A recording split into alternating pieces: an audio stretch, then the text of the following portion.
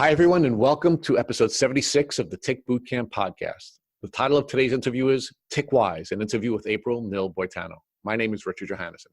And I'm Matt Sabatello. Today's podcast guest is April Nill-Boitano. April Nill-Boitano is the president of Tick Wise Education, a not-for-profit that aims to increase children's awareness of ticks. Ms. Nill-Boitano is aware of having been bitten by ticks on at least 3 separate occasions. After her first bite at the age of 5 years old, she experienced a strange set of symptoms that progressed as she got older. She had rashes, hives, and terrible sinus symptoms. Throughout her journey, doctors never took her seriously. Ms. Nill-Boitano was misdiagnosed with fibromyalgia, chronic fatigue, and depression. Ms. Nill-Boitano eventually received the Lyme diagnosis after many tests came back negative.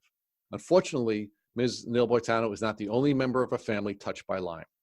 April's father suffered from Lyme carditis prior to his death, and her children contracted Lyme in utero.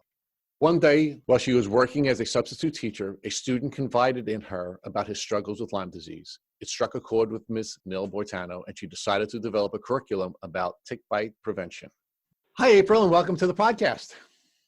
Hi, Rich. Thanks for having me. We're blessed to have you, and we would like you to please share with our audience a little about your background. Where do you live? What do you do? What is your relationship status? And then we'll take it from there. Okay, so I live on the east end of Long Island, and I'm a Master of Education. I'm the president of Tick Wise Education, which is a local nonprofit that educates children and adults on tick bite prevention. I'm married, have a couple of kids. So are you currently teaching in addition to working with Tick Wise? No. So I just manage the nonprofit, and then I have several other things that I do on the side. April, I'd like you to walk back to when you first started feeling what you now know to be the symptoms of your tick disease. So I would say that it probably began for me as a child. This was something that came up when I was probably about 5 years old. I used to love to climb trees. We had wild blueberries in our backyard, and I used to spend a lot of time in the woods as a child. And I remember coming in with something stuck to me, and my mother had to call. She called up the hospital. She's like, there's some kind of bug on my daughter, and I can't get it off. And after that tick bite is when I developed severe allergies. So my mom had taken me to 9 different doctors across the island trying to figure out what was going on with my health. And 8 out of 9 said, we have no idea what's wrong with this child. And the 9th doctor said, this child has allergies. And from then on, I became a human pincushion and have had more allergy tests and allergy shots and shots of cortisone and rounds of prednisone than possibly any other human out here. So, April, where did you spend your childhood? Was that on Long Island as well? Yes, out in the Hamptons. And what did you know about ticks and tick diseases during your childhood? Nothing. Absolutely nothing. I just knew that I was always very sickly. And even my senior year of high school, you know, my Lyme and co-infections primarily manifest as sinusitis. So I was always, you know, at the allergist, at the ENT, getting steroids, getting antibiotics, just, you know, being constantly ill. But my senior year, they said, if you miss one more day, we legally can't even graduate you. So even if I was sick, I stuck it out, and I finally did graduate. So how did this tick disease affect your childhood socially? Were you known as the sick kid? Did you have any social limitations where, because you weren't capable of doing everything other children were able to do, you perhaps didn't have as many friends? What impact did your tick disease have on your childhood? You know, it's really hard to remember because I think, you know, to some extent it really does affect your memory. Just being in a constant fog, it just felt like a constant allergic fog. Like I always had this cytokine storm going on where I was always sneezing and hacking. And socially, though, I don't think it impacted me as much as it might have. I mean, because people tended to notice that whatever it was that was making me sick, no one else seemed to catch it. Do you think there were any people in your life, whether they be family or friends, who were sick of you being sick? Oh, my God, yes. My sister hated me. She was like, what is wrong with you, you know? Yeah, basically that was it, though. I mean, my mom and dad were very good to me. They were great parents. And, you know, my mom just shuttled me back and forth to to doctors and such, and, they did their best to try and help me. Did your tick disease have an impact on your academic performance during your pre-high school graduation days? Amazingly, not much. I guess, in spite of all the inflammation and cytokines and, runny noses and such, I still graduated, with a 90-something average. So I was able to, thank God I'm intelligent, so I was able to kind of make up for all the missed days just by being smart. How many different doctors did you see during your childhood that missed the proper diagnosis of a tick disease? Yeah, at least 100. Basically, it was just always told this is allergies, because that's how it manifested. I mean, I probably had co-infections as well back then. So, it just kind of manifested as rashes and hives and sneezing and coughing and sinus infections. Do you recall being bitten by ticks more than just the one occasion that you had described during your childhood? And I'm asking you to just focus on your childhood. No, just that one. Just that one, because it was something that, like my mom was really upset, and she called the hospital, literally. She's like, I just don't know what to do. It won't come off. And then, of course, they said, get some tweezers and pull it off that way. And then, she did get it off. But that was really the genesis of me just being a sickly child. So now let's move forward to your post-high school graduation life. What did you do after you graduated from high school? So I went to college down south, and then I ended up traveling with a band for a while. My first college degree is vocal performance, and so I was involved in the music scene. But, I found that traveling really wasn't for me, so I ended up coming back to Long Island and moving back in with my parents for a while to sort of get my bearings and decide what else I was going to do after 3 years as a music major. And I got a job at a local medical practice as a secretary. Was there for a while, and then I applied at Long Island University, where I ended up getting a bachelor's in psychology. I understand that you had a second memorable tick encounter during that window of time in your life. Right. So that's when things really got bad for me as far as my health goes, because I had kind of habituated to just living on, Benadryl and Claritin and such, and, the occasional round of antibiotics or steroids. But when I was working at the Hampton Medical Center, I was also cleaning share houses at night. And so I worked a full shift one day, and then I went to go clean a house out in Watermill. And I remember it very distinctly. It was a very horrible experience, all in all. I went to put on the rubber gloves from under the kitchen sink to get started on cleaning bathrooms. And I put my hand into a rubber glove, and there was a female deer tick, adult female deer tick in there. Because, of course, ticks that are found inside the house will desiccate within 24 to 48 hours unless they find a source of moisture. So this particular tick had found some water left over in these rubber gloves and took up residence inside the glove.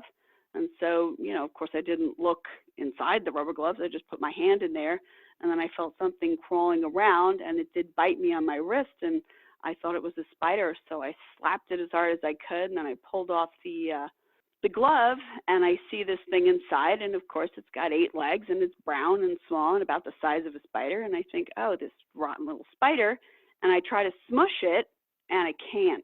And that was the thing that kind of stuck with me. I'm like, why can't I kill this stupid spider, you rotten little thing, you just bit me, and I'm trying to smush it, and I can't. So I just wrap it inside of a tissue, and I flush it down the toilet. I go about cleaning the house. I'm feeling tired. I'm feeling sick. Finally finish around midnight, and I'm driving back, and I'm just having like lights flashing. My heart is rapidly beating. I'm sweating. I'm feeling really, really bad. But ironically, even though I'm working at a medical center, I have no health insurance. So I'm like, I ain't going to the hospital. I'll be fine. So I go home. Eventually, I do fall asleep. And then I go to work the next day, I believe it was, and I go and see one of the doctors because now I've developed this crazy rash. And they asked me, what happened? It looks like an allergic reaction because this is, coming from where I've come from. I think I'm like the most allergic person on the planet. So I'm like, oh, yeah, I'm having an allergic reaction to a spider bite. So that's what it was diagnosed as. This is like 1994. I think Dr. Cairns actually did ask me, was it a tick? And I think I said, well, what is a tick? I don't even know what that is. And so I was treated for an allergic reaction to a spider bite. I had a swollen arm from my wrist to my elbow, a rash from my wrist to my elbow. It was on steroids and amoxicillin, and that went on for about a month. I'd like to walk back to the tick bite. So how long was the tick biting you before you discovered it and ultimately removed it from your arm? Only a couple of seconds. So this was not an attachment issue. This was me slapping it, literally pushing, like basically encouraging it, almost like a ketchup bottle, take all your pathogens and just go ahead and dump them in there, kind of slapping it from the outside. So, theoretically that shouldn't have happened, but clearly whatever was in that tick, I was able to get it within a couple of seconds. So you also described the type of tick that had bitten you. How do you know that the tick that was biting you was a brown female deer tick? I know it was an adult female deer tick, because if it was smaller, it would have been harder to mistake it for a spider. But it was roughly the size of like a small wolf spider, but it wasn't segmented like a spider either. The spider has the two distinct segments. So I just remember trying to kill it because I'm mad that it's bitten me, and I'm trying to smush it with different things, and it still, is moving around. So that's when I decided I was going to drown it by flushing it down the toilet. But, now, knowing what I know and teaching the program I teach, I'm quite certain that was a female deer tick. So you believe that you came in contact with the pathogens not because it was attached to you, but because you hit it and squeezed what was in the body of the tick when you tried to kill it? That's what I believe. Because, my arm, and that's medically documented, it was covered in a rash and swollen like a sausage. It was really bad. And yeah, I put my hand in the glove. I felt something crawling. I felt something bite me. And then I smacked it and I pulled it out. And then I squeezed it with my fingers, which is the last thing you want to do when a tick is biting you, is to squeeze it, because that is how you unintentionally squeeze the pathogens from the tick gut into your body through the hypostome, which is the straw that the tick is drinking your blood through. So I just want to be clear about this. So you believe the tick was attached, and then when you squeezed the tick in your effort to kill it, you believe that you were able to squeeze the gut material into your body through the attachment. Yeah. Now, just because it's interesting, I do want to stay on the storyline that we're on, but do you believe that even if the tick was not attached, if you had squeezed it, you could have suffered illness from some of the pathogens in the tick, even if it's not attached? If it's not attached, no. Yeah. You might get a superficial type of skin rash, but I think that, it's more that it's a needle. The hypostome is a needle that goes, into your dermal layers. So I don't think so. I'm not a doctor, but I don't know, if things can come in from the outside. I know that in general, hand washing it prevents sickness. So I would say, that God designed the body to be smart, and that if things get on the outer surface of your skin, that in general, if you wash them off, you should be fine. So now let's fast forward to the point that you're at. So you go to the doctor, you are not diagnosed with the tick disease, and you're given both antibiotics and you're given steroids. Can you describe what impact the combination therapy had on the developing tick disease that you had? It wasn't helping. So, and of course I'm working at a doctor's office, so I'm complaining. And then of course, once I finish the steroids, the inflammation goes nuts. And I actually walked across the street and went to the hospital one day because I was convinced I was having a heart attack.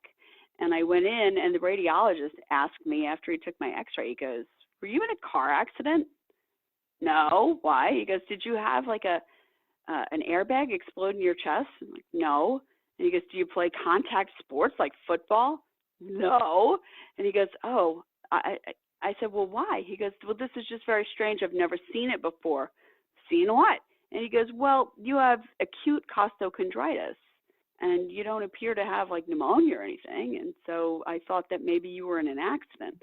Well, what's costochondritis? He goes, that's when the tissues in between your ribs swell so badly that they're pushing on the pericardium around the heart, and it makes you feel like, you're having chest pains like you are.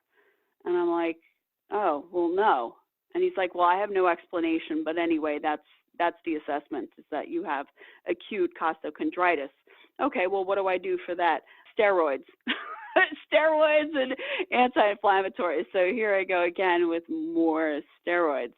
So of course, steroids being immunosuppressive, this all was just kind of driving whatever illnesses I had acquired from that tick sort of deeper into my body. How did your tick disease develop from there? Well, the primary diagnoses were fibromyalgia. I'm like, my whole body hurts. Like, why does my whole body hurt? I'm in my 20s. And so I was diagnosed with fibromyalgia. Then I was also diagnosed with chronic fatigue, which admittedly I had, but there is a definite correlation between chronic fatigue and borreliosis, because Borrelia themselves are immunosuppressive due to the fact that they are pleomorphic organisms that shed triacyl lipoproteins. So they undergo antigenic variation. They change their outer surface proteins. And then as they do that, they do something called bleb. And then these fungal antigens, PAM3 cis molecule, whatever you want to call it, they go out into the body and they become immunosuppressive. They suppress toll-like receptors on the cell, so you're actually producing less antibodies. So, I was immunosuppressed both from being subjected to just years and years of steroids, and then also just from the Borrelia themselves. So I didn't test positive. So because the testing for Lyme disease looks for an immunological response, it doesn't look for the pathogen itself. It looks for evidence of fighting the pathogen from your immune system. So God forbid your immune system doesn't work properly, the sickest people don't test positive for Lyme because they're not mounting enough of an antibody response to it to, get the 5 out of 5 bands that the CDC wants them to get on that Western blot test. Okay, so hold on there, because you're getting to some really important stuff that I want to make sure that we discuss in some more detail. But I want to discuss this in the context of what's happening in your life. So you're back in college, you're at LIU, you're working in a medical office, and you're working, in addition to that, doing some other work. And you're now getting sicker and sicker and sicker. So I'm assuming this is beginning to have an impact on your health in a way that your childhood challenges did not. So how did this impact your ability to work? How did this impact your ability to pursue your secondary education? And what impact was this having on your social life? I ended up quitting the medical center. And really, it definitely had something to do with it, because I feel like people thought I was faking. They're like, well, what's wrong with you? Kind of treated me like my sister. Like, what the heck is wrong with you? Like, why won't you get better? Like, it was my fault that I still felt sick. So I just kind of felt really unhappy there and misunderstood.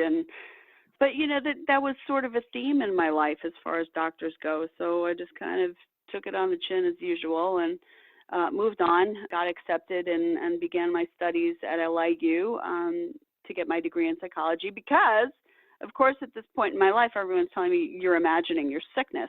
So I'm like, okay, what's wrong with me that I want to be sick? Like, why am I a hypochondriac? Which to me right now is like hysterically funny, because clearly I'm not. Clearly there was an actual problem. So I ended up working in a music store, and I became like the manager of like this record store, and was getting my degree and was also singing in a band. So, as usual, for me, I just convinced myself as well that it was all in my head and that I just needed to keep going. So, I kind of have an autopilot mode that I think I've pretty much been in most of my life. So I just kind of ignored my symptoms and just kept going. So April, just so that I'm clear in understanding what you just shared with me, you were working in a medical office. The people who are Hmm. supposed to be diagnosing illnesses and the Yeah, people who are supposed to be the most sympathetic to those of us when yeah, we're sick, and they treated you so poorly that you quit your job? yeah, yeah. Nobody believed me. Like it was my fault that I didn't feel better. But April, that created enough doubt in your own mind that it then took you on a different educational path where you began to Y- study psychology to find out whether you really were nuts? Yeah. And when you went through this separate educational path and you were studying psychology, did it become more clear to you than ever that you were physically ill and not mentally ill? No, actually, I thought, well, gee, I'm depressed. That was pretty much. Well, they're right. I'm just depressed. I didn't, you know, I don't really think that I allowed myself to entertain the fact that everyone else was wrong. So I think I just kind of owned it. Like, okay, well, it must be me. I'm the problem. So let me figure out how to best fix me. So I went to a lot of different doctors. I was diagnosed with irritable bowel syndrome, chronic fatigue, fibromyalgia, and depression. And I guess, I just kind of kept going along. I kept getting sinus infections, and that became, the theme continued of having chronic sinusitis. So eventually I was convinced that I should have surgery and, fix my deviated septum and kind of deal with that issue the best that I could. So I did go have surgery, and this is about like 10 years after the bite, just because I'm in there so much that they're like, you must have polyps and you must have like some really bad stuff going on in your sinuses. Let's go in and roto-rooter everything out, and hopefully this will all stop. So I did have the surgery, and unfortunately after the surgery, I developed the smell of rotting flesh inside my nose. So I went on about 4 months worth of different antibiotics. We tried a lot of different things, one thing to the next. And every time I came off of the antibiotics, the smell would come back. And the surgeon eventually, after about 4 months of different antibiotics, he goes, listen, there's nothing more we can give you here. He goes, you must be imagining the smell. I said, imagining? He goes, yeah, it's called miasma. And miasma is when you're like imagining a smell that's not actually there. Maybe we nicked, some sort of nerve during the procedure, and, unfortunately this is something you're just going to have to live with. So, me thinking I'm always the problem. I'm like, okay, well, I guess so. So, I said, well, my husband and I, we really want to have children, and, is this miasma thing going to be a problem for me getting pregnant? No, you're fine. Go ahead and get pregnant. So a couple of months later, this horrible smell in my nose, I get pregnant, and my health completely falls apart. So, pregnancy is also immunosuppressive. So basically, whatever my body had been able to cope with, it was no longer able to cope, and I became very, very sick. Of course, the same ENT doctor told me, you're imagining it and there's nothing wrong with you. So finally I went to a different doctor, and I said, can you put like a Q-tip up my nose or something and send it to the lab? Oh, sure. So they send it out, and my primary calls me in and says, you need to come in right away. And so I go in, and he says, I'm so sorry to tell you this, but you have sepsis. You've grown out 5 different pathogens from your nasal swab culture that we took. He said, and one of them is a nosocomial necrotizing bacteria called Pseudomonas aeruginosa. So breaking that down, nosocomial necrotizing bacteria means hospital-acquired flesh-eating bacteria. So I've got this flesh-eating bacteria up in my sinus. I also developed something called a recirculation phenomenon in my right cheek sinus, where this basically snot was just looping from one hole to the other and never really coming out. It was just kind of festering in there. So turns out I wasn't imagining the smell of rotting flesh. I actually had a germ that was rotting the flesh in my sinuses. Okay, let's pause there for a minute because there's a lot you just shared with us that I think we have to visit in a little bit more detail. So you're the kind of gal who's just sort of accepting that you may not be sick, that it may be psychological. You're studying psychology now as a graduate student.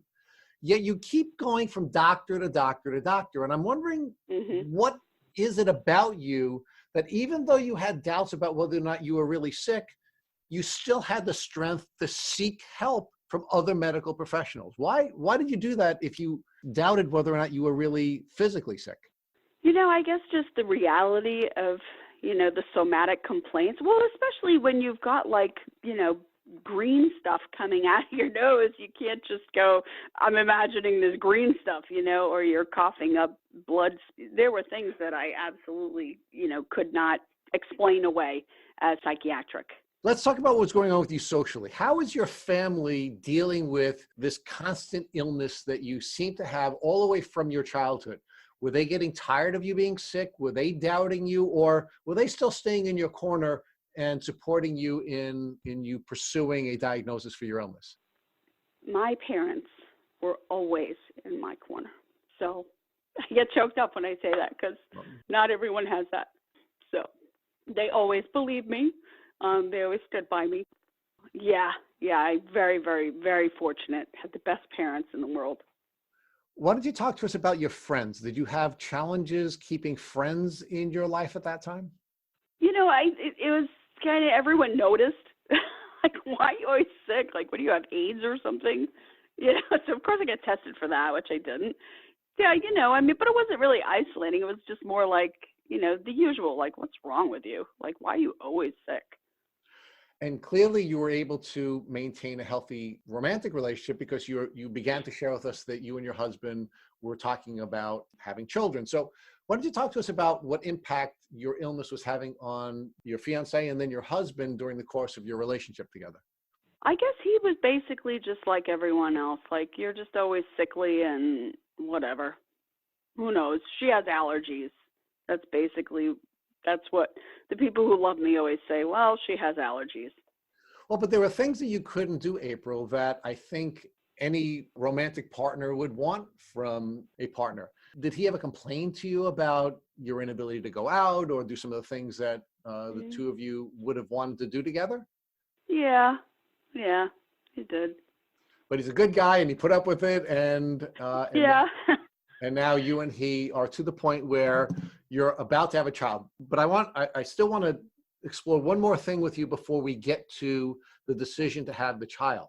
You now know that there were a number of different events that were happening that were allowing your Lyme disease to develop more aggressively than it had before. So you were taking steroids and they were immunosuppressant. And you were describing how the Lyme bacteria also is immunosuppressant. Can you share with us in plain speak, not in scientific speak, how that works? How does the Lyme bacteria compromise your immune system?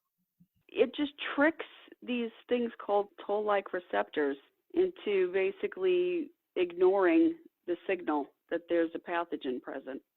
So April, I now want you to go back in time to when you and your husband and your doctors were discussing your first pregnancy and your decision to go forward with your first pregnancy. Can you share with us how all of these events are now coming together? You've been taking immunosuppressant drugs for many years. You have the Lyme bacteria, which is, of course, suppressing your immune system. And now you're about to make the decision to have a baby. Can you share with us how that decision was made and what input you took from other people?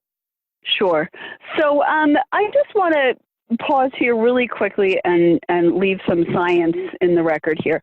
Lyme spirochetes, sometimes people think they're just a bacteria and that if you take some antibiotics, you should be just fine. And there are some very special things about spirochetes I want to make sure people understand. First of all, spirochetes have a double membrane. They're a double membrane bacteria with periplasmic space between the two membranes, capable of pumping out antibiotics before they permeate the inner membrane.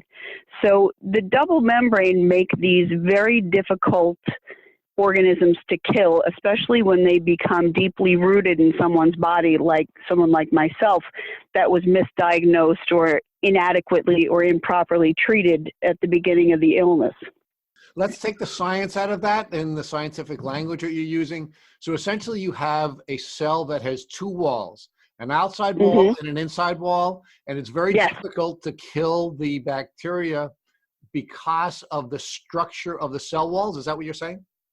Yes, and also because there's in between the two cell walls is something called periplasmic space, which has proton pumps. And these proton pumps can pump out antibiotics out of the outer membrane before it gets to the inner sanctum of the germ to kill it. So it's very much like a castle with a moat around it, and Yes. you have to get over that moat, and that moat is a special moat where it has a special pump inside of it that will push the antibiotics out of the bacteria. Is that the way you're describing it? Yes, and I love your analogy. That's exactly what it is. It's like a castle with a moat. And so the moat is the periplasmic space that makes it extra hard to get into the castle, which would be the Borrelia spirochete to kill it. So now, can you talk a little bit about the second piece of information you're trying to share, which is now if this bacteria is embedded in your body in different ways, the way it had been for you for decades, why does that make it more difficult to treat the illness with antibiotics? So that's why I bring it up at this point, because you know even the doctors who had treated me to this point, especially the doctor who said go ahead and get pregnant, he said there's just no way that you're still infected. We've just thrown every antibiotic in the kitchen sink or in the Merck manual, at you. How could you possibly still be sick? You're imagining this smell of rotting flesh inside your nose. You're imagining this miasma. We've nicked a nerve, and there's nothing really wrong with you. You just imagine this bad smell. But it can persist, and these spirochetes are pleomorphic organisms. So pleomorphic means that it doesn't just take one or two forms. It can take many forms: a granular form, a biofilm form, a motile corkscrew form, a cyst form, a dormant form.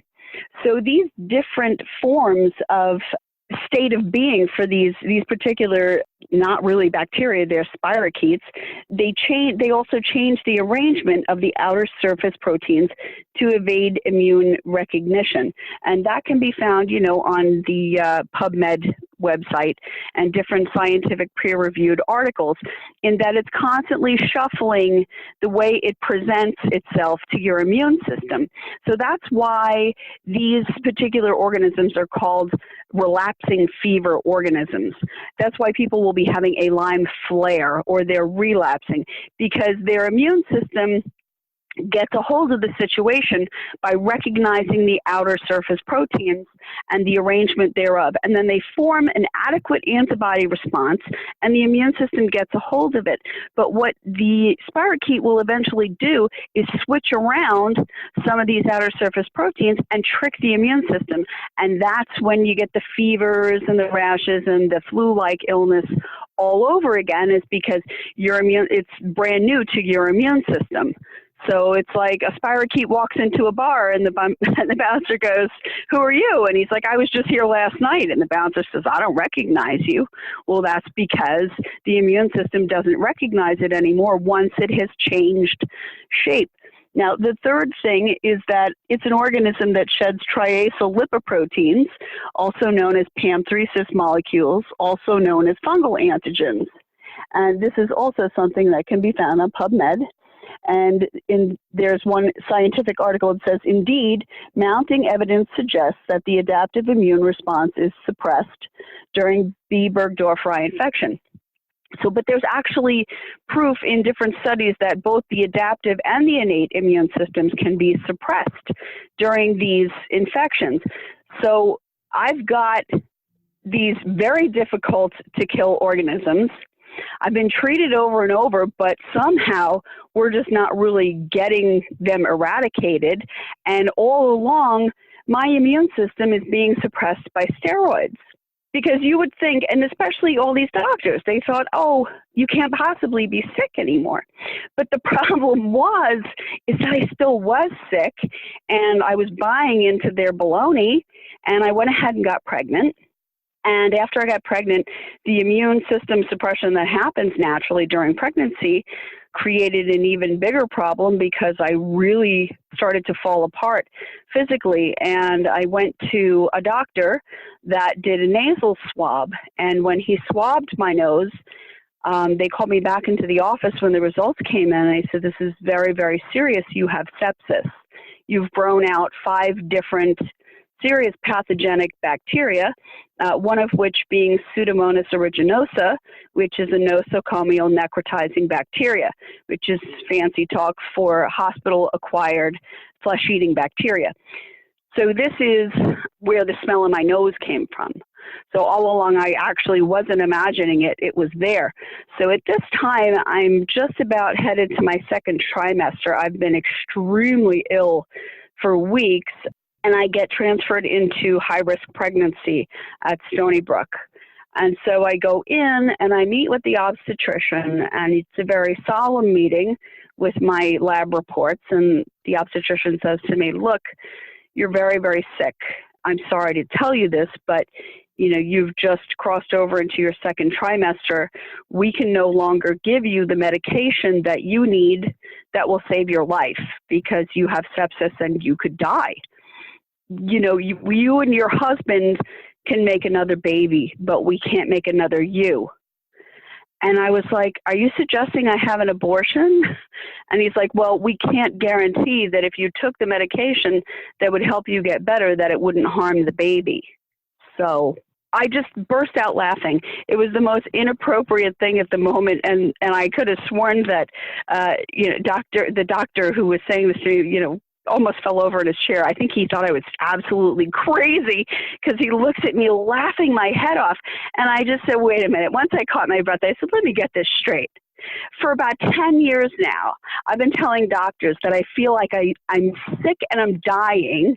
I said, I finally get pregnant, and now you tell me I'm sick and I'm dying and I should probably get an abortion because I need to take all this medication. And, some politically correct answer followed, to which I replied, you know what? I've made it this far. If we die, we die together, but I'm not having an abortion. So April, how did it make you feel that you were failed at the most extreme level by doctors, starting from your childhood? Your childhood, you were failed by doctors. During your adolescence, you were failed by doctors. In your early adult life, you were failed by doctors. And now you, your husband, and your baby have been failed by doctors. How did that make you feel? It was par for the course. It's actually what I had come to expect. I guess, you can either choose to be angry or not. I guess what it did was it made me highly educated because I've learned to be my own doctor. So I've learned not to trust what other people tell me, because that was pretty much the ultimate snafu there, a pregnant woman.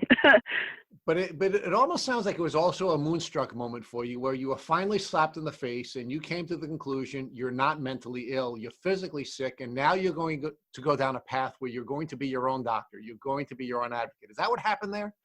Pretty much, although it actually took a couple more years of being sick to really get to that point. But, at that point, it was a bit of validation.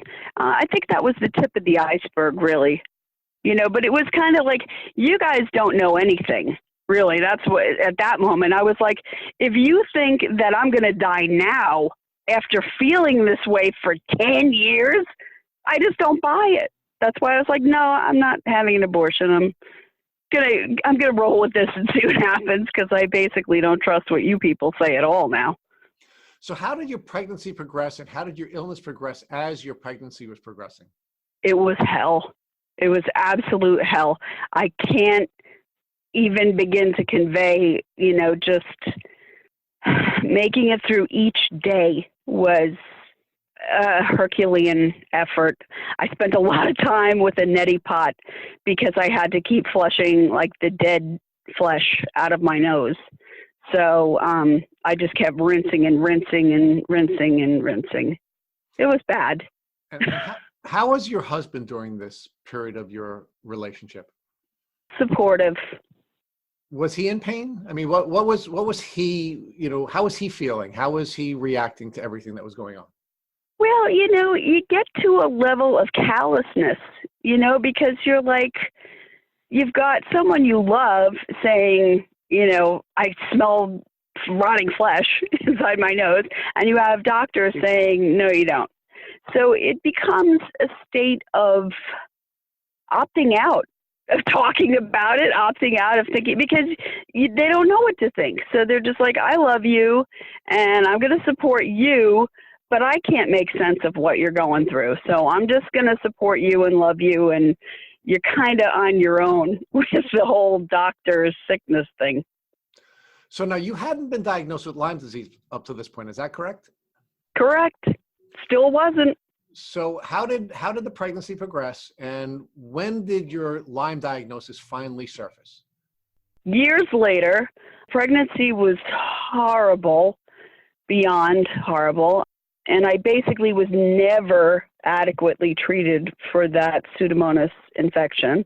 They told me I was colonized and that, basically it was just something that was going to always be in my body.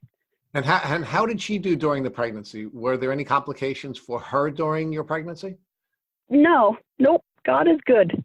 She did have an immune system abnormality that did cause problems later on, especially when it comes to vaccines, because her adaptive immune response, as is expected per, scientific peer-reviewed journal articles, that there was, an abnormality that did cause difficulties for her, being sick and such, but she's doing pretty good now. So I also continued to have Lyme, and I had another tick bite during my second pregnancy. That time I was bitten by a Lone Star tick in a parking lot, of all places. I was in the Long Island University parking lot in Riverhead. So at this point, my daughter had some pretty serious adverse vaccine reactions. And of course, you're pretty much told, oh, you're imagining that. That's not what that is. I'm sorry, April, could you just share with us whether or not that was during your daughter's infancy? Yes. Well, of course, that's when they vaccinate the hell out of kids. But they also, one of the things we've seen a lot of is the immunosuppressant effects of the HPV virus vaccine and how that triggers dormant Lyme in a lot of young people. So I'm just trying to get a sense of where we are in your daughter's life.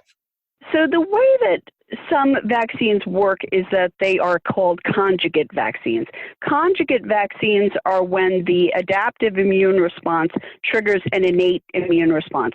Most people don't know that babies are born, with innate immunity, and that the adaptive immune response doesn't even develop until about age 2.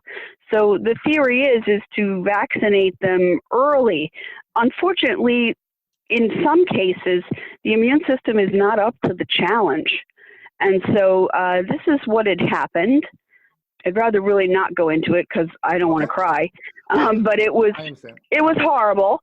And of course, as I said, you're pretty much told, yeah, you're imagining that it's not because of the vaccine. It must be something else, which, I guess in part is true. She was born with Lyme, but we didn't know that until much later. So I decided to do what I did last time, which was go to college and learn some more. So I went back to college and got a Master of Education, and I also had additional year of studying students with disabilities, because after a vaccine, my daughter lost multiple milestones and developed some developmental disabilities. So I wanted to figure out, how does that process mature in children, what triggers those things, and what is normal, what is not normal. And I decided that the best way to learn what was going on was to become a master of childhood development. And so that is what I did.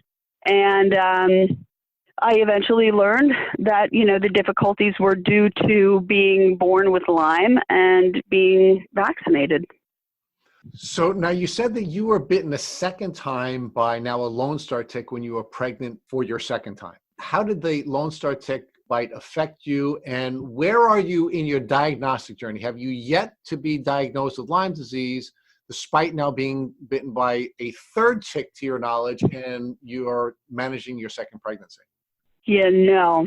So no, I was not. And during that tick bite, I ended up in the hospital because I became very, very sick, and my diagnosis was just encephalopathy. So I had swelling of my brain stem and of my brain. I was really unable to function for a while. I was given some amoxicillin and told, good luck, you're pregnant.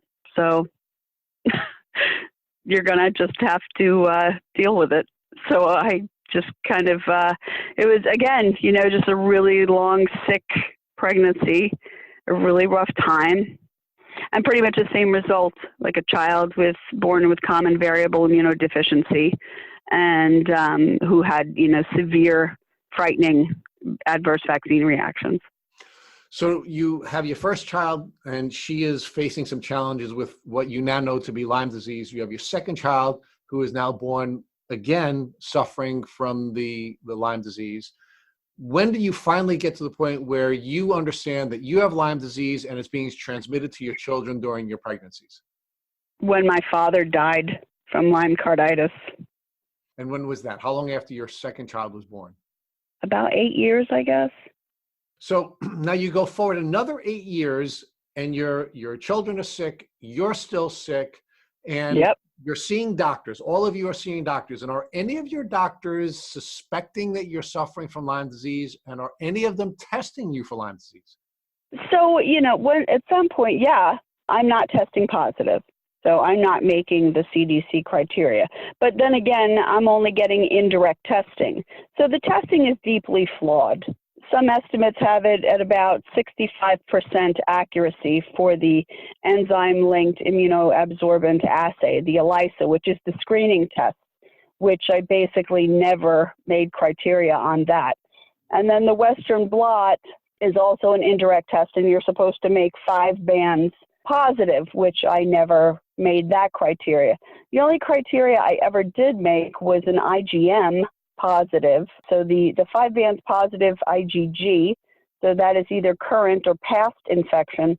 IgM is generally considered to be a current infection, and you have to have 2 out of 3 bands. And that's the only test that I've ever made the CDC criteria for being positively diagnosed with Lyme disease. Now, April, we know that the testing is just an aid, that there are a number of different diagnostic tools that can be used to ultimately diagnose someone with Lyme disease. And you had so many of the criteria just from what you described on this podcast. Were any doctors making a clinical diagnosis of Lyme disease, even though you weren't meeting the CDC criteria for the 2-tier test? Yeah, I would say if you need a clinical diagnosis of Lyme, you need to get off Long Island. They don't diagnose Lyme clinically here, not in my experience. Not in my experience personally, and not in my experience with pretty much anyone I know. You've been bitten now by ticks on 3 separate occasions. You had a rash. You've had all of the classic symptoms of Lyme disease, and none of the many doctors that you're seeing are willing to give you a clinical diagnosis for Lyme disease because you are not meeting the CDC standard on the 2-tier test. Is that correct? That's correct. Mm-hmm. So you're now continuing to go forward with pursuing your life, and you're raising your children, and you're dealing with all of the challenges in the way that you always do. You go back to school, you gain an education, and you overcome the challenges on your own despite what you're being told by the medical community.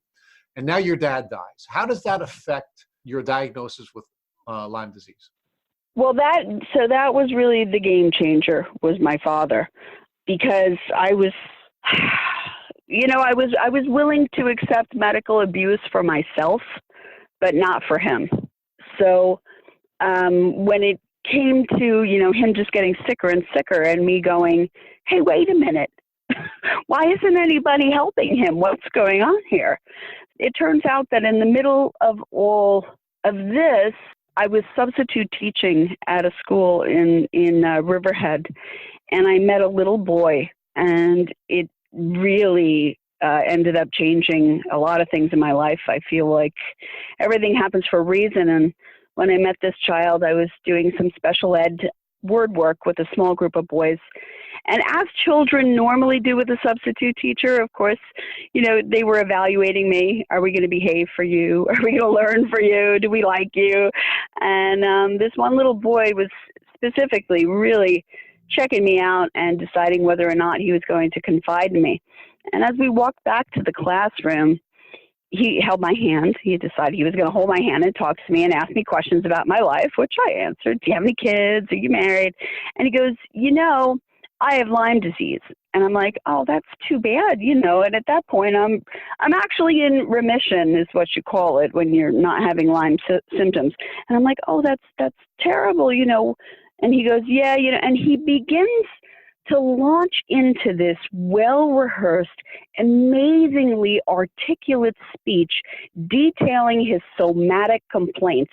The kid blew me away. He was so thorough, and it was such a long list about how he had trouble sleeping, and he had the pains in his shins, and that they told him it was growing pains, but that he knows that ever since he got bitten by that tick, that all his headaches and all this and that and all these stomach problems and all the things that was wrong with him all started with when he had Lyme disease, and everyone told him that it was gone, but that he knew that it wasn't gone.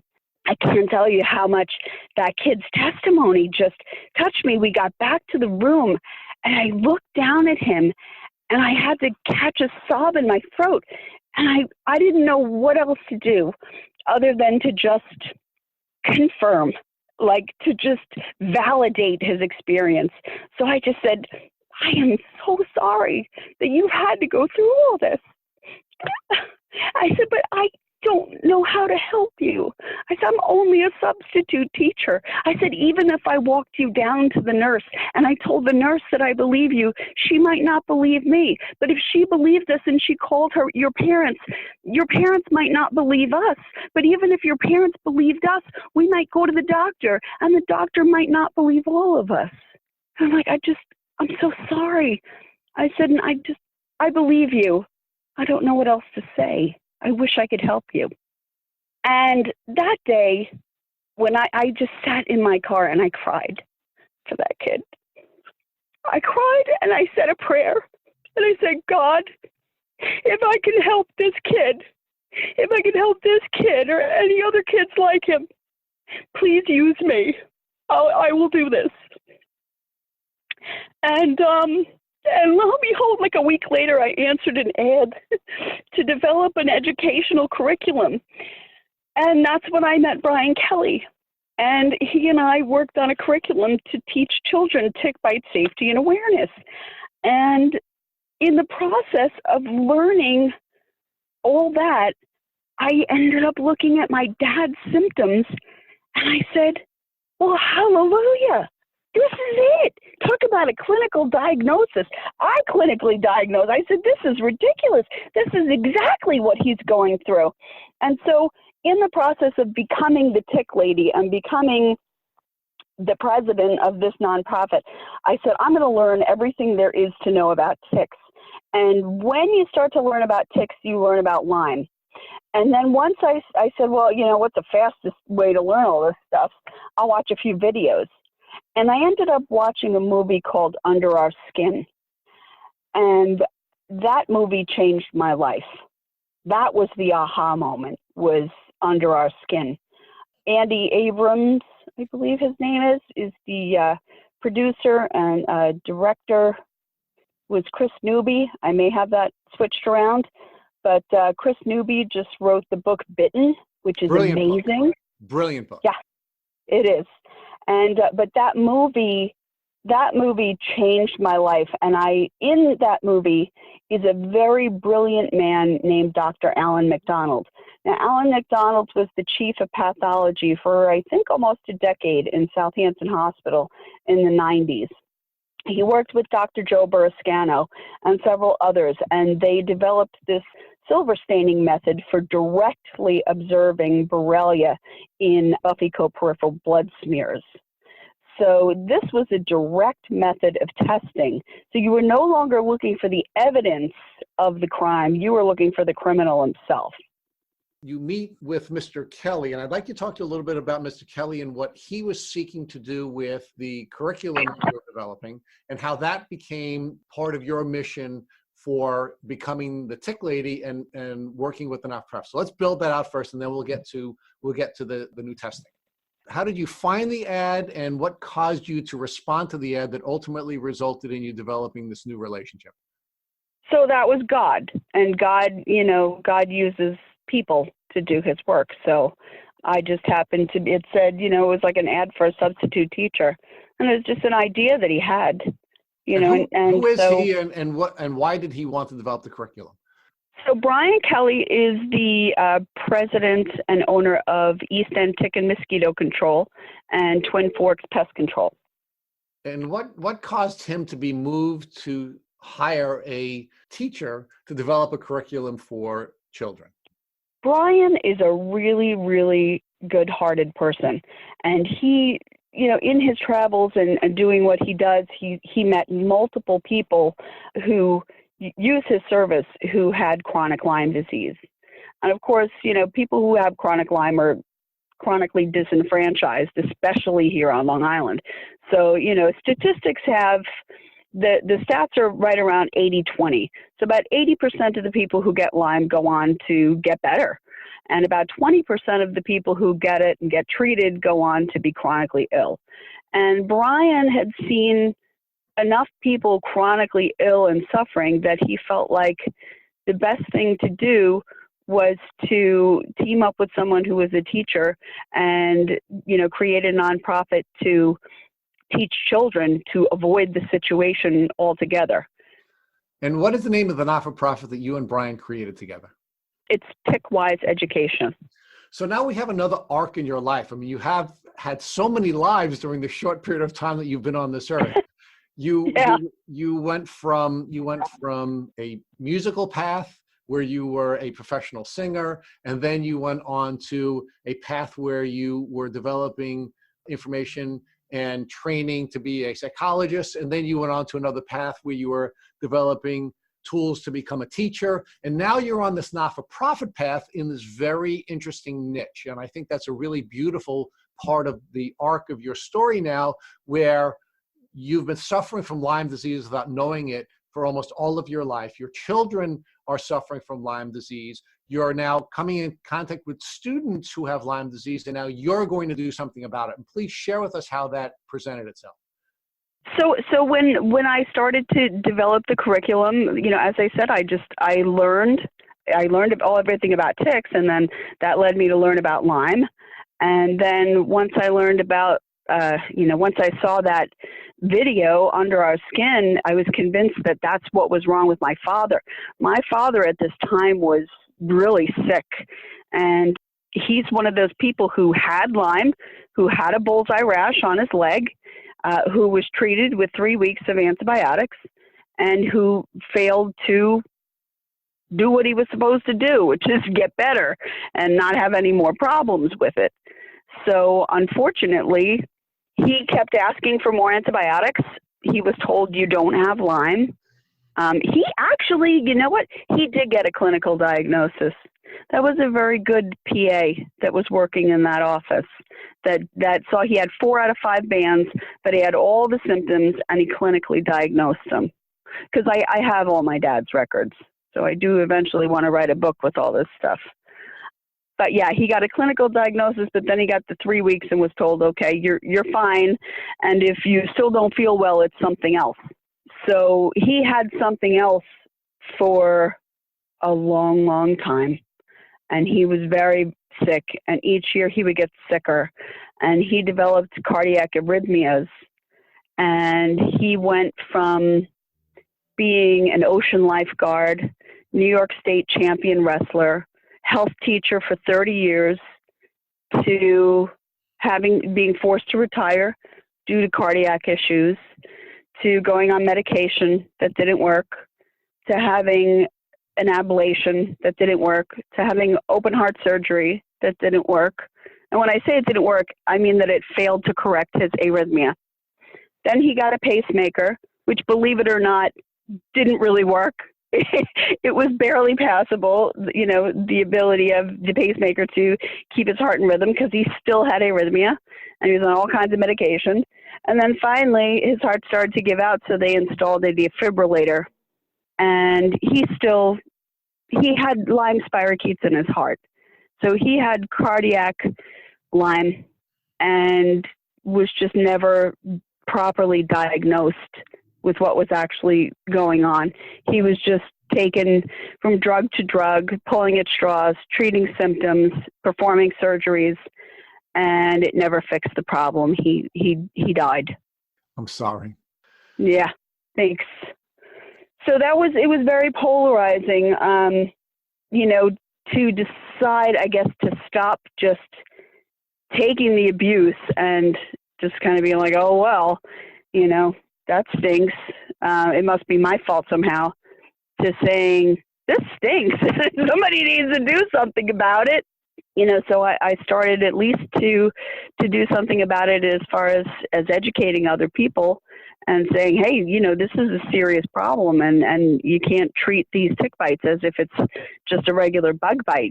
Sometimes these tick bites can change your entire life and the course of your life, and can even take your life if you're not careful. If you happen to be one of those people who gets Lyme carditis, even the CDC acknowledges. In fact, that was the determining factor for the CDC to say you have to make a clinical diagnosis, because not everyone's going to test positive on these serological indirect tests. And if you miss the Lyme carditis, they had 3 people that were basically in their 30s die of Lyme carditis, which of course was found out post-mortem, via laboratory pathology. So, April, one of the things that you've discovered by personal experience was that the 2-tier test doesn't work. And you began to explain to us that there's another test that's been developed in part by Dr. Burascano, who is a former clinician from New York. Can you share with us how you decided that you are going to now do some additional research on testing so that will not be another failure point in the Lyme disease journey that the people you were hoping to protect would not have to face? So the testing for Lyme disease currently is abysmal. Now, I can't vet these comments. I can only say that these were conversations that I had with people, and they would have to be independently vetted. However, from what I understand, Borrelia can take up to 5 different DNA sequences. So when you're testing for Lyme disease using your basic, insurance paid for laboratories out here on the east end of Long Island, you're testing for one genetic combination amongst 5. Also add to that, there are 300 species of Borrelia worldwide. I believe there are 12 in the United States that can cause human infection. Depending on what sites you look at, that number changes, but the person that told me 12, I thought that sounded pretty accurate. They cause human infection. So when you're testing for Borrelia burgdorferi, you're not going to pick up Borrelia mayoni, Borrelia lone stari, Afzelii, Guarini. There's different strains. Here on Long Island, what my dad had was Miyamotoi. So my dad had Borrelia burgdorferi and Borrelia miyamotoi, which would never be showing up on the insurance paid for tests because they're indirect tests looking serologically for an immunological response that is sufficient to leave a stain dark enough on that Western blot. So what I had done after watching the Under Our Skin film was I contacted Dr. Alan McDonald, and I wrote him a heartfelt letter saying, basically, my father is dying. No one believes that he has Lyme. He's been saying he has Lyme for a long time, and I can't get him any help because I feel like I don't have any proof of this. Can you please help me? And being the sweet, kind, loving person that Dr. Alan McDonald is, he said, send me your father's blood and I will examine it for free. And so we went to a doctor in East Hampton who ordered Buffy Coat peripheral blood smears. We went to Southampton Hospital and the laboratory prepared the smears, and I sent them to Dr. McDonald, and Dr. McDonald examined them and sent me back results that said my father had a heavy concentration of spirochetes in his blood and that he was testing positive for both Borrelia burgdorferi and Borrelia miyamotoi. And the name of the test that my father had done is called a FISH test. So FISH stands for fluorescence in situ hybridization mode using molecular beacon probes. So it sounds complicated, but it's really not. The molecular beacon probes are a reagent that you spread onto the Buffy-Co peripheral blood smears, and if it's the right combination, it will zip up, hybridize, and light up, fluoresce under a microscope. And then depending on what color you've added to the reagent, so in this case, it fluoresced green for the Burgdorferi, and it fluoresced, I believe he used yellow for the Miyamoto. And what was really interesting about my father's blood was that these Borrelia were forming genetic hybrids inside of him. So they were fluorescing and hybridizing on one side with the green and fluorescing and hybridizing on the other side with the yellow. So they were making literally genetic chimeras. So if you were looking for an immunological response, you would never, ever find it using a regular indirect method. You can only find this with a direct method of imaging and direct method of blood study, which is what we have the photographs and we have, the reports from Dr. McDonald. Now, why wouldn't the traditional test have found your father's Lyme disease? Well, because it checks for genetic combinations. So that's what I was saying earlier about how I was told by someone that I feel is a credible resource that Borrelia burgdorferi has 5 different genetic combinations that it can express. So if you're only using one, so most, or at least, the most used lab out here uses the B31 genetic combination of Borrelia burgdorferi, which I find very amusing, or not so amusing, in that it's a strain of Borrelia that's never even been proven to infect a human being. Yeah, I know. It's like when you think about that, you're like, what? But yeah, that's what they're using. So there are better tests. IGeneX Labs out of California does much better tests. They use multiple strains of Borrelia.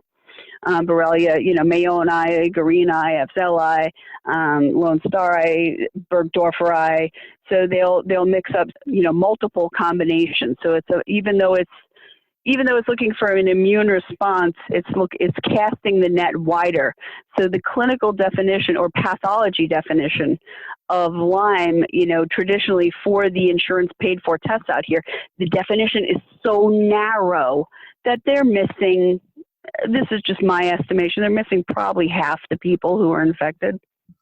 So April, the IGeneX test, which we have heard about repeatedly on our podcast from guests from around the world, is still an indirect test. Are there any direct tests? I believe they're developing one. And IGeneX does have some FISH tests, the fluorescence in situ hybridization tests that are direct. And they also use PCR, which is polymerase chain reaction. So they do some direct testing. It can be very difficult to catch these particular organisms, which is why if people ask me for advice, I tell them, do not bother getting a blood test until you're symptomatic, because they have a crest and a trough, just like any wavelength. You're going to have periods when it's really when it undergoes that antigenic variation. So when the immune system is... What's an antigenic variation? The antigenic variation is when it's switching the outer surface proteins. So it's like the girl that's trying to go into the bar, but she wears a wig and contacts. You know what I mean? Like it's tricking the immune system into... It just shuffles its outer surface protein so that the immune system no longer has an antibody to fight that particular antigen, which means that's why it's a relapsing fever organism. That's when you get the rashes and the fevers and all the flu-like illnesses, because now it's changed its sequence to something that the immune system doesn't recognize, and now you're sick all over again. And that's the moment to have your blood drawn. And I've tested that, and it actually works. You can also use things to provoke a response, like spirochetes love manganese. So if you eat a lot of foods high in manganese, like pineapple, you can sort of provoke a response to, Legitimately, you're feeding your germs, though, which ultimately isn't that smart. I would say I prefer just waiting for that moment when you're relapsing and you know you're relapsing. That's the time to have the blood drawn. The spirochetes prefer to live in the endothelial tissue. They like to burrow down into like the lining of your blood vessels. They don't really like to hang out in the blood, so you have to get the timing right. And I have lots of friends who, are novice microscopists who will tell me, that they're not always there. They can be elusive, so you have to wait till you're really symptomatic if you want to catch them. No, but let's stay there and examine that issue for a minute. So you're arguing that the immune system has to recognize the bacteria in order for the testing to identify the bacteria. Is that correct? You got it. That's only for the indirect tests. So what about the direct testing? If we have a direct testing and you listed a couple of types of direct testing, does it matter when you test if we're able to directly test for the existence of the bacteria? Yes. And I would say it's the same thing. Wait until you're symptomatic, because again, the spirochetes prefer to live in the endothelial tissue. They prefer to burrow down into something. They don't like to hang out in the blood because the immune system, you have, all your immune complexes circulating in your blood. So it's not an ideal environment for them. The ideal environment for spirochetes and any germ really is immune privileged sites like the eyes. What is an immune privileged site? Is that a place where your immune system is not active? Exactly. Yep. So, and in the blood, your immune system is active in your blood. So this bacteria seems to be pretty sophisticated. It can reform itself. It can go to places where the immune system doesn't exist. It can protect itself from the drugs that we're using to try to kill it. It's a very sophisticated bacteria. Absolutely. They are absolutely you got it. Good student, A+. So April, tell us how you and your children are doing today. Well, we did go and we were able to get some treatment. We did get some grant money from Lyme Aid for Kids. So we were very grateful for that. I took the kids off Long Island to a Lyme literate medical doctor and had them treated, and they made some pretty great strides during that time, moving away from chronic illness to more, relapsing sort of stuff that happens. But they're doing okay. And then I myself went up to see Dr. Daniel Cameron up in Mount Kisco, and he was the first person really to mend my broken heart, honestly. He was the first person to look at me and say, "You're sick, you're not crazy, you're not imagining it." And I was so grateful. I think I cried the whole way home. Now you found a doctor who has validated your 5 decades of illness, and you found doctors who are now helping your children as well. Yes. So, and I did have the same test so Dr. McDonald was just really good to our family. He just performed those tests for us. So I was able to confirm everyone had it. Now, the most recent arc in your life is you're now giving back, and you're giving back through your not-for-profit. And I want to share with our listeners that I actually went to one of your talks at the North Shore Public Library last summer, and it was absolutely brilliant. You were brilliant, and your talk was brilliant. And Thank you. A great deal from you because of all that you're giving. So can you share with our listeners how this most recent arc in your life, where you're now giving back and trying to educate people so that they can protect themselves from this very preventable disease, has changed you? I think, honestly, Rich, it was something that not only, was it fate for me to get led into it, but that it was also therapy, because I miss my dad every day. And it's just a way of dealing with my grief, to give back. And to make sure no one else has to go through what your dad went through and what your family's went through. Yeah. Yes. To warn people that, this is a problem, and you can't just take things at face value. If you're not okay, don't let anybody tell you that you're imagining it. Like, advocate for yourself. Believe in yourself. So let's talk about your not-for-profit and some of the great work that you're doing there, not just the presentations that you yourself are doing, but I understand that this past summer you put together a brilliant presentation with some of the leading Lyme experts in the country. Can you share with our listeners what that program was about? So I put together a tick-borne illness symposium with a couple of friends, Jennifer Petroselli of the Long Island Aquarium and the Preston House and Hotel, my friend Jane Held of Bridgehampton Realty, and my friend LJ Eggert from Tickwise Sprays. And we were the event committee, and we got together Dr. Daniel Cameron, Dr. Joe Borascano, Dr. Robert Bransfield, Dr. Rosalie Greenberg, and also we had authors come.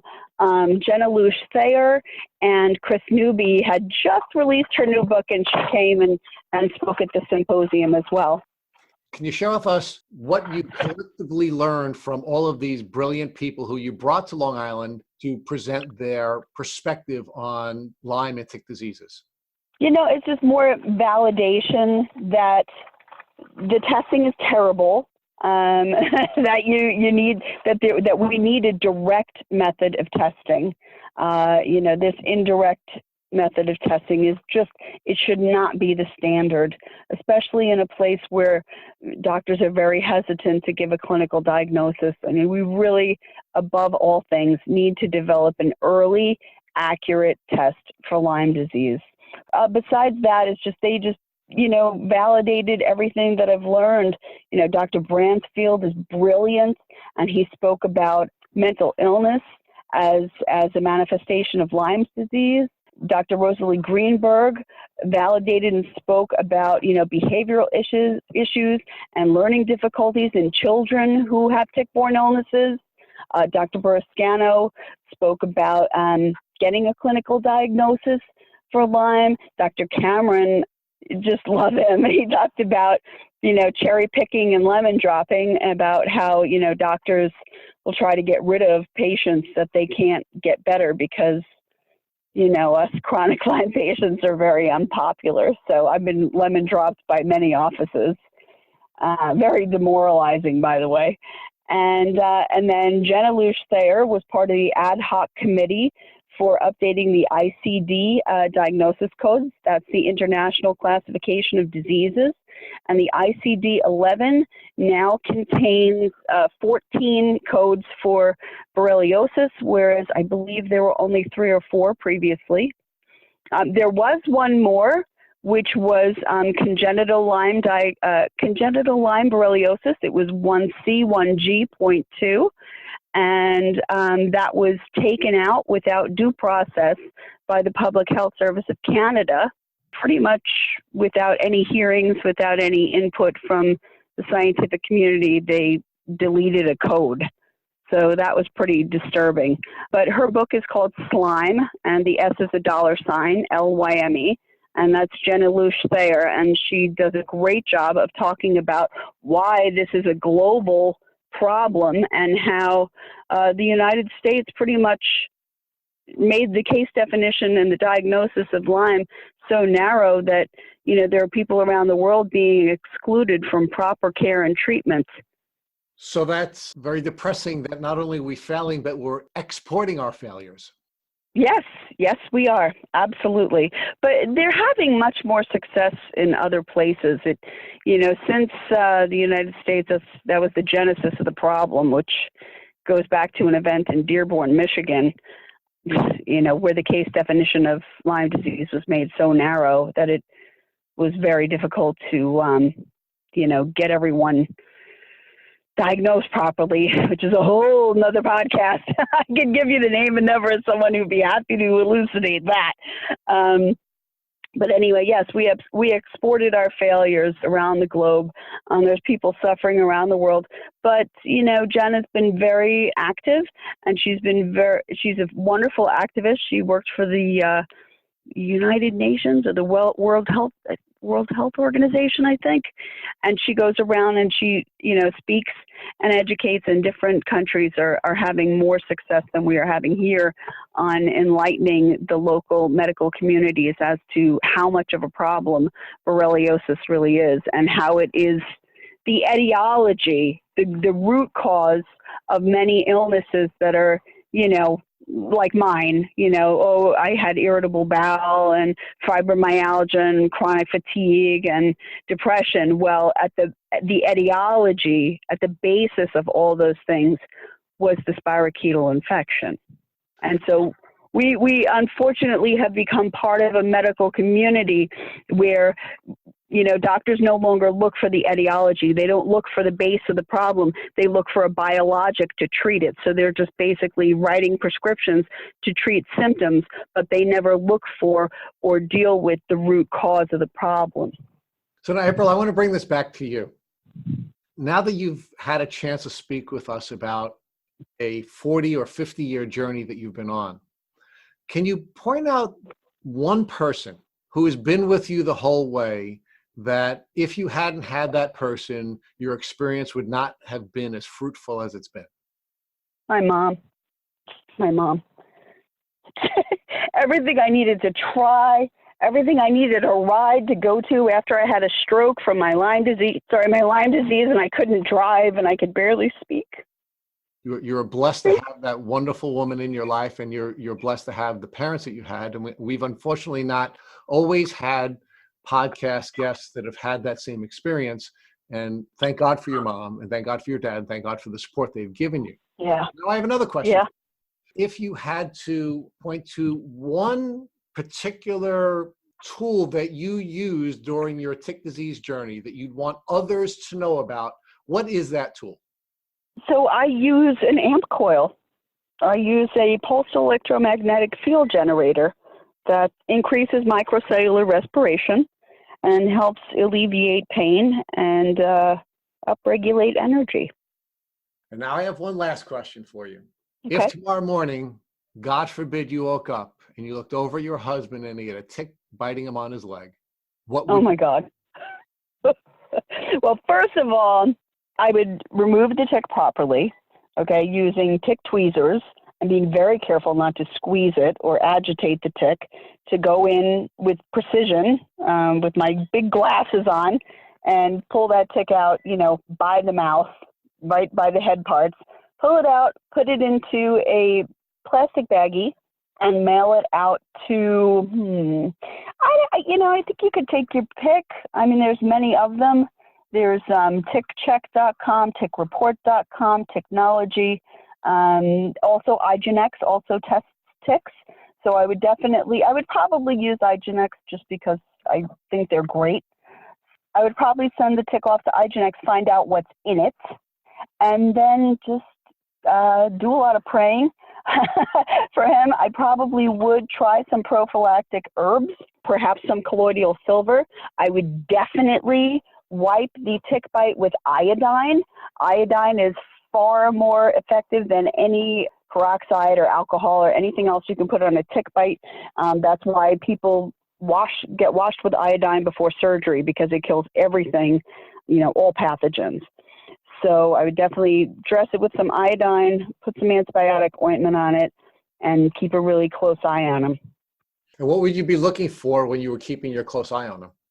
Fatigue, headaches. That's the thing about, that's what makes a clinical diagnosis so difficult. And you can't really be too hard on doctors because, the system is not really working with them as far as Lyme goes. And each person manifests illness differently. Some people get extreme joint pains. Some people get stomach aches. Some people get headaches. So, it really depends on your personal genetics and your makeup, how you're going to manifest illness. But in general, you want to look for headache, joint pain, definitely any rashes that show up you should be taking photographs of and journaling, changes in personality, insomnia, a lot of different things, just changes in general, keeping a journal and looking for changes. Thank you for listening to the Tick Bootcamp interview with April Nill-Boitano. To our listeners, we have a call to action. First, if you'd like to learn more about April Nill-Boitano and her not-for-profit, please visit the TickWise Facebook page at TickWise Education, Inc. Second, if you enjoyed this episode of the Tick Bootcamp podcast, please share it with your friends by using the social media buttons you see at the bottom of the post. Third, we here at Tick Bootcamp have created a Tick Bite blueprint that has been inspired by the information that has been shared with us by past podcast guests.